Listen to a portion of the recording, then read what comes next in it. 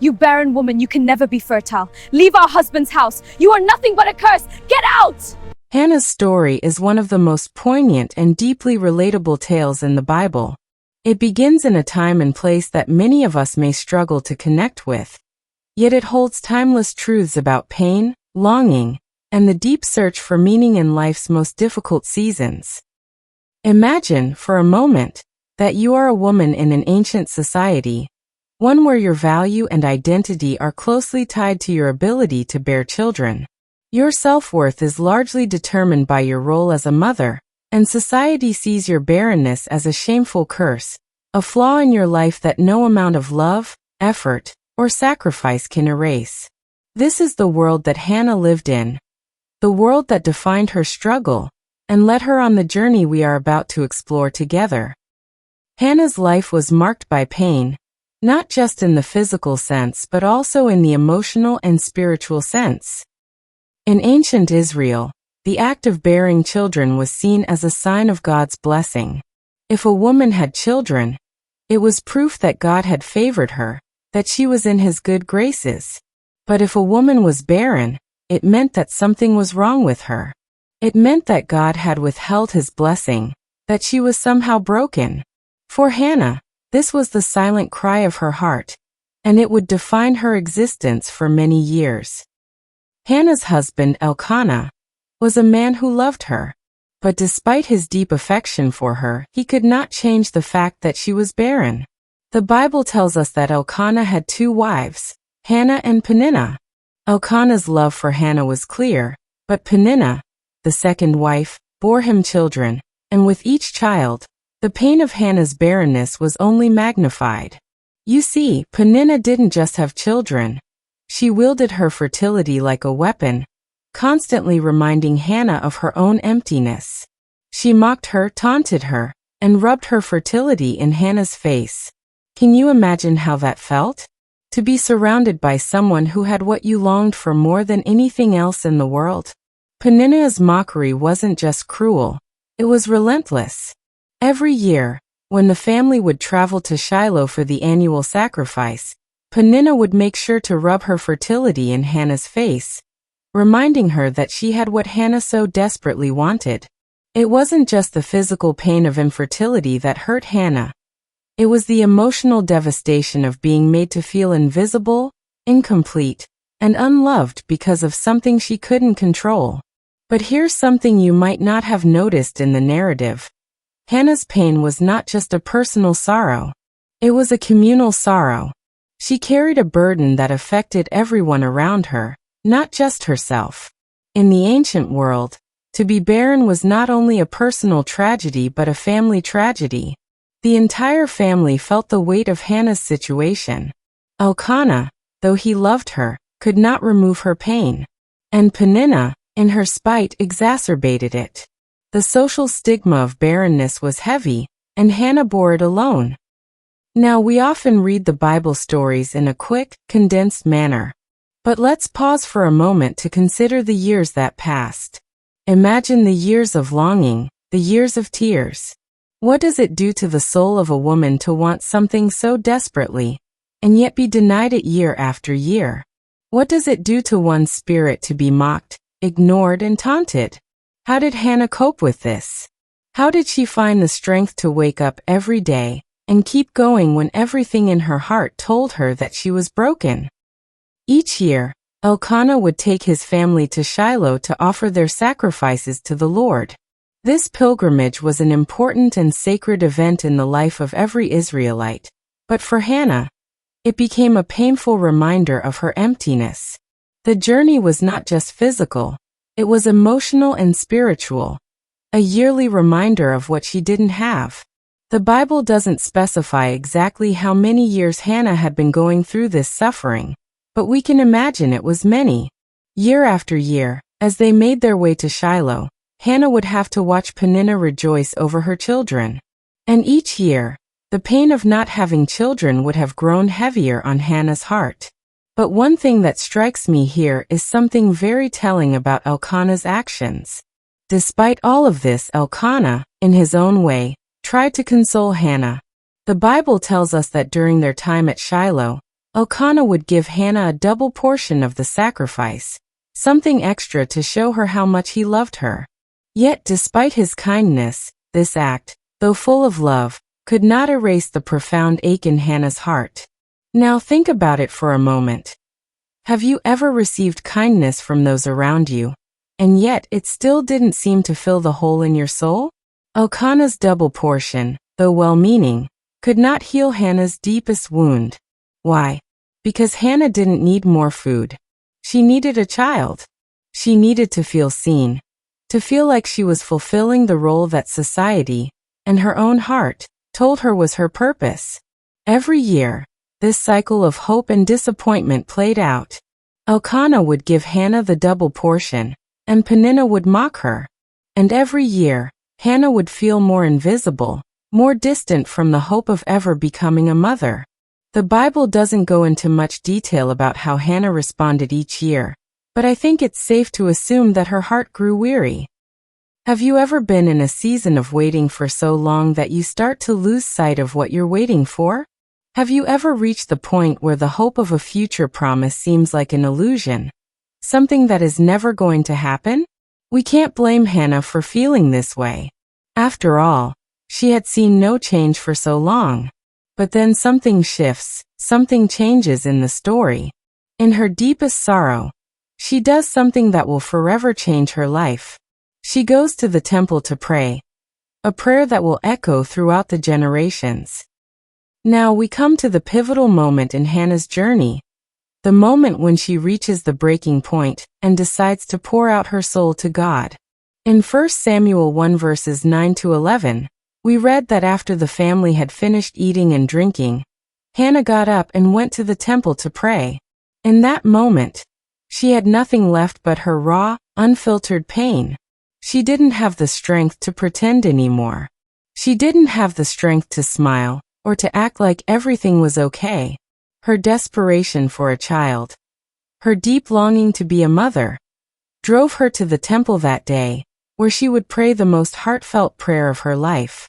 Lord Almighty, she said, if you will only look upon your servant's misery and remember me, and not forget your servant but give her a son, then I will give him to the Lord for all the days of his life, and no razor will ever be used on his head.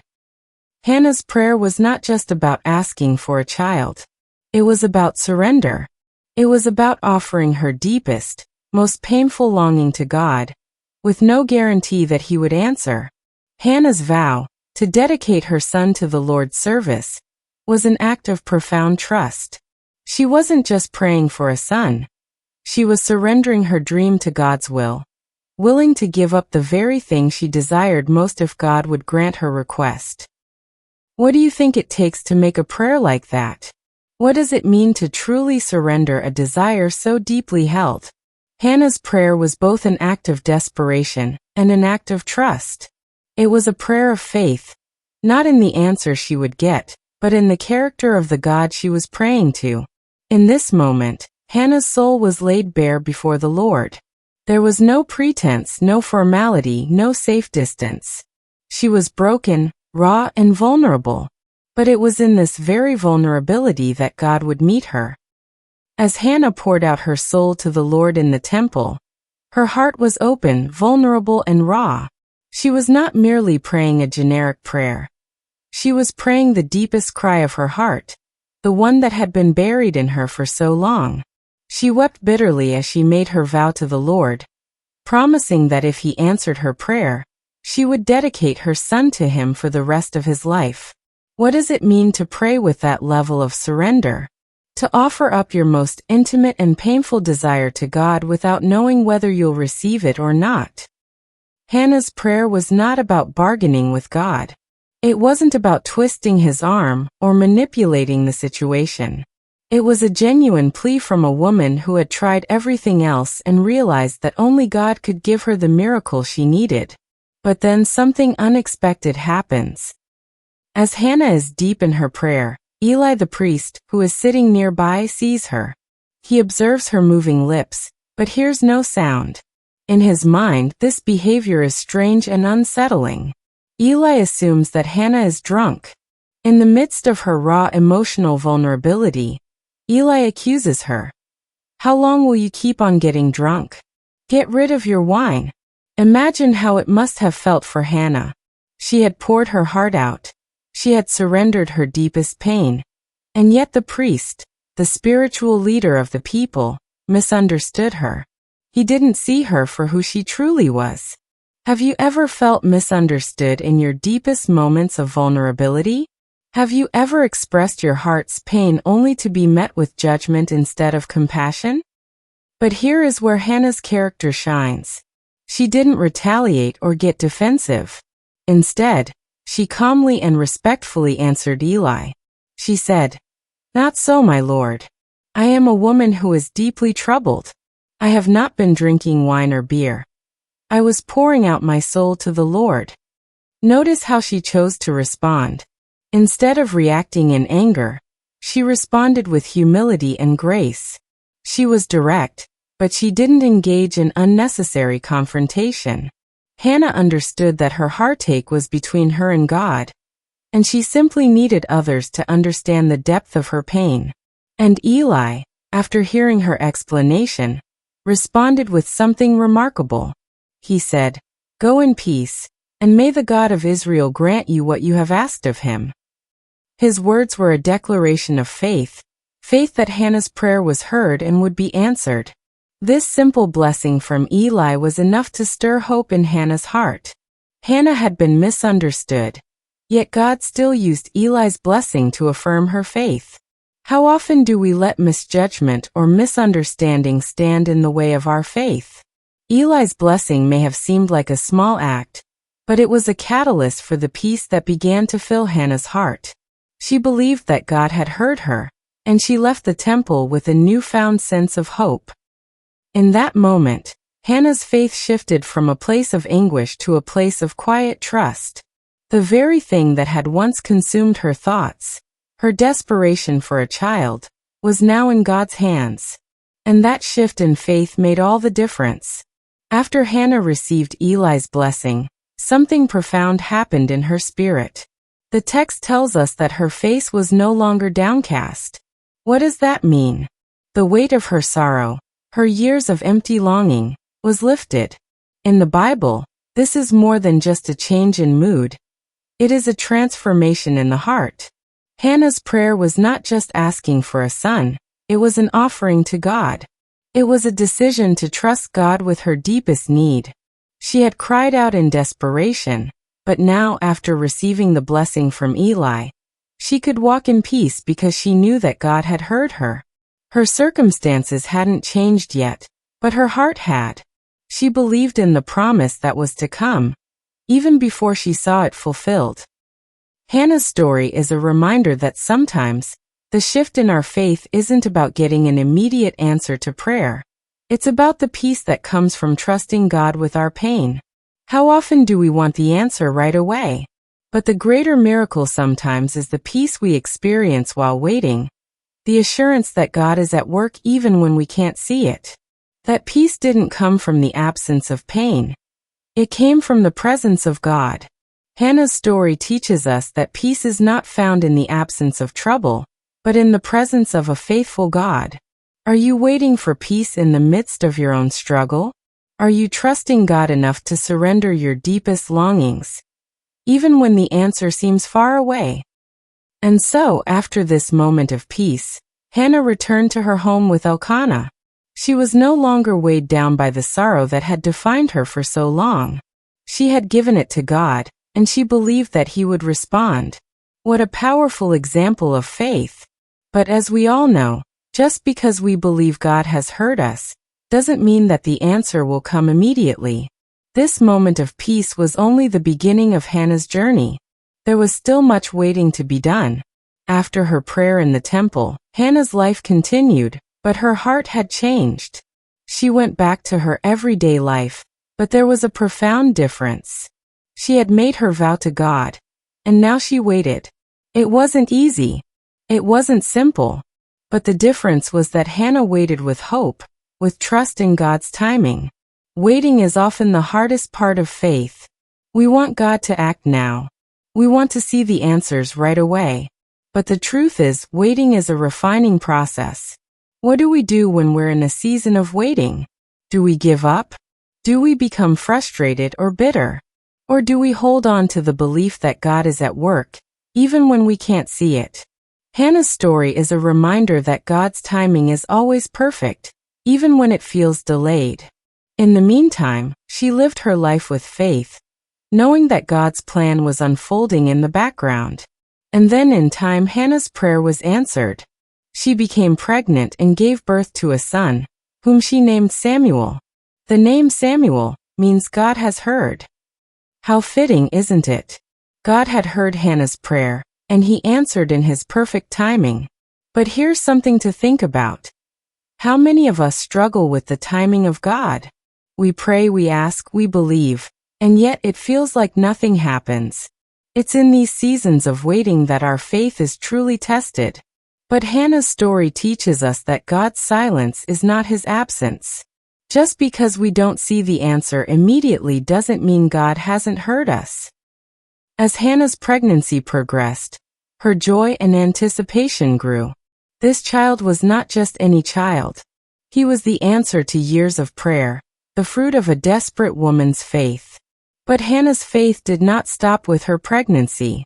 As she prepared to give birth, she remembered her vow to the Lord. She had promised to dedicate her son to the Lord's service for all of his life. When Samuel was born, it was not just a personal blessing for Hannah. It was a fulfillment of God's promise, and it was a testament to the power of her faith. How many times do we ask God for something, and when he answers, we forget our commitment to him? But Hannah did not forget. After Samuel was weaned, she took him to the temple and left him there to serve the Lord. What does it take to give up your child like that? Imagine the emotional strength it took for Hannah to leave her son in the temple. She had waited so long for him, and now, she was giving him back to God. It was a painful but beautiful act of surrender.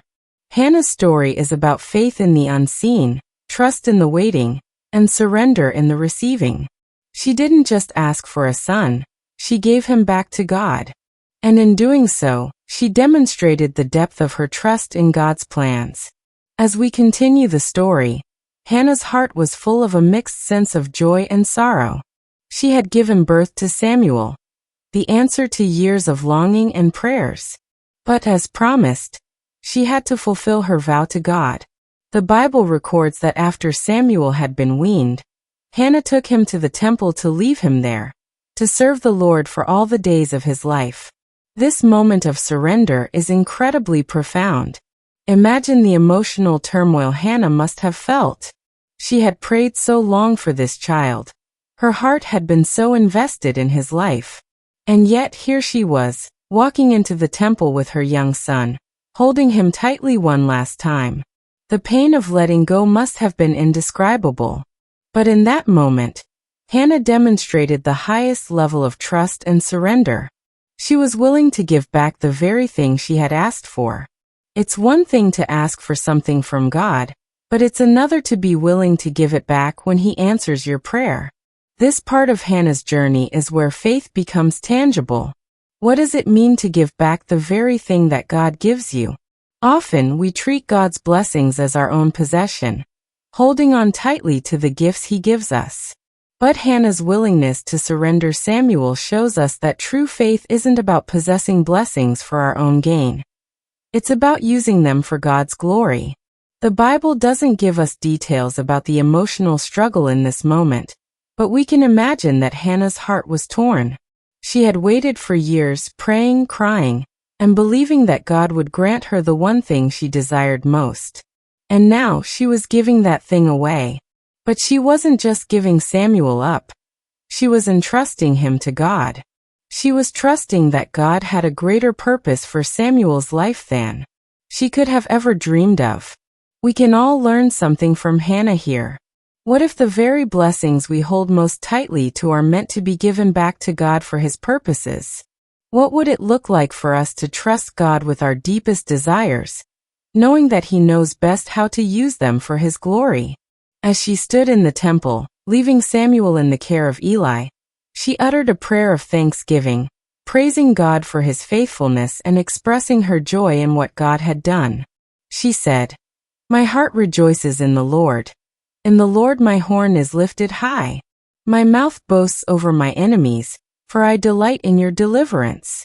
This prayer, found in 1 Samuel 2 verses 1 to 10, is Hannah's song of triumph and gratitude. It is a celebration of God's goodness, a declaration of her faith in his ability to turn sorrow into joy, and a recognition that all glory belongs to God alone. Her words echo a deep and profound trust in God, and in this moment, we see how much her faith had grown. Hannah's song of thanksgiving is a beautiful declaration of faith. Have you ever prayed a prayer of surrender like that? Have you ever reached a point where you gave everything over to God, not holding anything back, trusting that his plan is greater than your own? Hannah's prayer wasn't just about receiving her son. It was about acknowledging that every blessing she had was from God. Her heart had gone from a place of deep sorrow to a place of overwhelming gratitude and trust. This moment of surrender and the prayer that followed were not only significant for Hannah personally, but they also set the stage for Samuel's life. Samuel would go on to become one of the greatest prophets in Israel, but that path was made possible because of Hannah's faithful obedience. Throughout Hannah's life, Peninnah had mocked her, taunted her, and used her fertility to make Hannah feel less than. Peninnah's actions were cruel, and she made it clear that she saw herself as superior to Hannah because of her ability to bear children. But when God answered Hannah's prayer, when she received Samuel and dedicated him to the Lord, there is no mention of Peninnah's mocking voice. What happened to Peninnah? We don't hear any more about her after this moment. Her mockery is silenced. This silence can be seen as a powerful act of vindication for Hannah. Peninnah's hurtful words were rendered powerless in the face of God's faithfulness. God didn't need to rebuke Peninnah directly. He simply answered Hannah's prayer, and that was enough. Isn't it incredible how God works? When others attempt to silence us, to mock us, or to make us feel inferior, God doesn't always need to fight back with words. Sometimes he fights for us through his actions. He answered Hannah's prayer, and that became her greatest testimony. For many of us, we face the voices of mockery, the whispers of doubt, and the judgments of others. But the story of Hannah reminds us that God's timing is perfect. What if the silence of our critics is a sign that God is working on our behalf, even when we can't see it? The Bible doesn't say whether Peninnah ever repented or came to understand the pain she had caused Hannah. But what we do know is that, in the end, Hannah's faithfulness and trust in God were vindicated. She was no longer mocked. God had answered her prayers, and he had silenced the voice of her accuser. After leaving Samuel in the care of Eli, Hannah didn't just walk away empty-handed. This is an important part of the story. God didn't just give her what she asked for. He gave her more. The Bible tells us that after Samuel was dedicated to the Lord, God blessed Hannah with more children. In 1 Samuel chapter 2 verse 21, we read that Hannah conceived and gave birth to 3 sons and 2 daughters. God, in his faithfulness, didn't stop with Samuel. He gave Hannah more children, more blessings than she could have ever imagined. How often do we limit what God can do in our lives, because we think he'll only give us what we asked for? But Hannah's story shows us that God often gives us far more than we could ever ask or imagine. This part of the story is significant because it demonstrates that God's blessings are not limited to the one thing we ask for. Hannah's faithfulness and her willingness to surrender her desires to God led to a life of abundance. Not only did she have Samuel, whom she had prayed for, but God gave her more joy, more children, more blessings than she could have dreamed of. This is a powerful reminder that when we trust God, when we walk in obedience, and when we surrender our desires to him, he often blesses us with more than we could have ever hoped for. What blessings might God have in store for you if you surrender your deepest desires to him? What if he has more in store for you than you could ever imagine? Hannah's story is a testimony of God's faithfulness to those who trust in Him, and it's a reminder that our journey of faith doesn't end with one answer to prayer. When we walk in obedience, God continues to bless us abundantly. Hannah's story teaches us that God sees our tears, hears our prayers, and answers in ways that are often beyond our understanding. Her legacy is a testament to the power of faith, hope, and the quiet strength that comes when we trust God with our deepest desires. Is there something in your life that you need to surrender to God today? Like Hannah, we are all called to trust God with the things that matter most to us, knowing that He is faithful and His plans for us are greater than we can ever imagine. After Hannah's act of surrender, where she gave Samuel back to God, Samuel grew up in the temple under the care of Eli, the priest. While Hannah's heart must have ached from the separation, she knew that Samuel was in the place where God had called him to be. Samuel would go on to become one of the most significant prophets in Israel's history. It was Samuel who would anoint Saul as the first king of Israel, and later David, the man after God's own heart, would be anointed by Samuel as well. But even as Samuel played a key role in Israel's future, it's important to recognize that Samuel's story was not only shaped by God's will, it was shaped by Hannah's faithfulness. The faith and prayers of a mother shaped the course of history. What does that teach us? It teaches us that our prayers, our actions, and our surrender have the power to impact not only our lives but the lives of generations to come. Hannah didn't just give birth to a prophet. She birthed a legacy of faith, of trust in God's timing, and of sacrificial love. Every time we see Samuel stepping into his calling, we see a piece of Hannah's obedience and faith in action. The story of Hannah also carries a broader significance. Her story is not just about her personal struggle with infertility, but about the larger narrative of God's faithfulness to Israel. During a time when the people of Israel were spiritually stagnant and leaders were failing, Hannah's faith and prayers paved the way for God's chosen leader, Samuel. Hannah's surrender was part of God's larger plan for His people. This shows us something crucial. God's plans are always bigger than we realize. Sometimes, what seems like a personal struggle or tragedy is part of a much grander purpose. For Hannah, her years of suffering and waiting were not wasted. They were part of the preparation for something greater than herself. Her story is a reminder that our pain, our waiting, and even our feelings of barrenness have a purpose. God uses our struggles to refine us, to grow us, and to prepare us for the roles He has destined for us. After dedicating Samuel, God's blessings didn't end there. As we mentioned earlier, after Samuel was born, Hannah was blessed with more children, 3 sons and 2 daughters. This is a beautiful reminder that when we trust God with what we have, He not only meets our needs but often goes above and beyond, giving us more than we could have imagined. Isn't that the nature of God? He is generous with His blessings, especially when we surrender our desires to Him and trust in His timing. Just as He answered Hannah's prayer, He poured out blessings upon her. She went from a woman in deep sorrow to a woman filled with joy, peace, and abundance. Hannah's legacy is one of faith in God's perfect timing. She didn't give up in the waiting, and because of that, she reaped the harvest of God's faithfulness. Her story is a beacon of hope for anyone who feels that their prayers have gone unheard, or that their dreams are too far out of reach.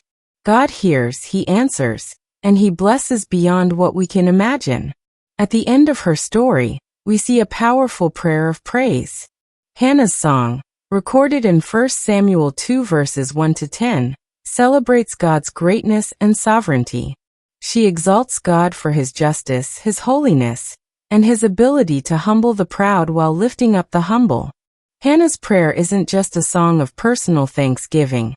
It's a proclamation of God's ultimate power and control over all things.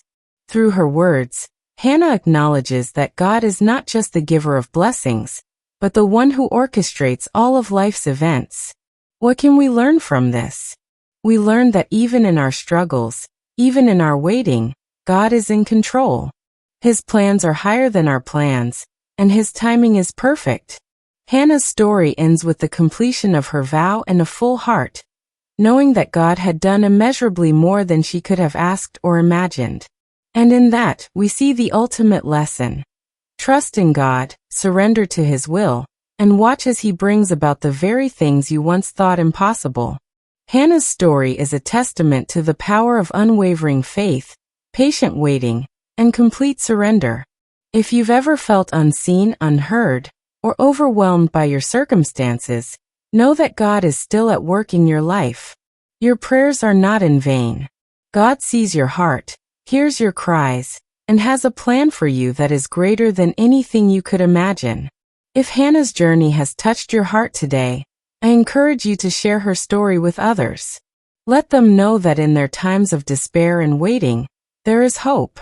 If this message has inspired you, please take a moment to like this video, leave a comment, and share your thoughts with us. We want to hear how God is working in your life and how the story of Hannah has encouraged you. Your voice matters, and your story could be the encouragement someone else needs today. And don't forget to subscribe to this channel for more powerful stories of faith, hope, and inspiration. Together, we can continue to encourage each other, grow in our faith, and walk boldly in God's promises. Remember, God sees you. He hears you, and He is faithful. Stay encouraged, keep trusting, and keep believing. There is power in your faith.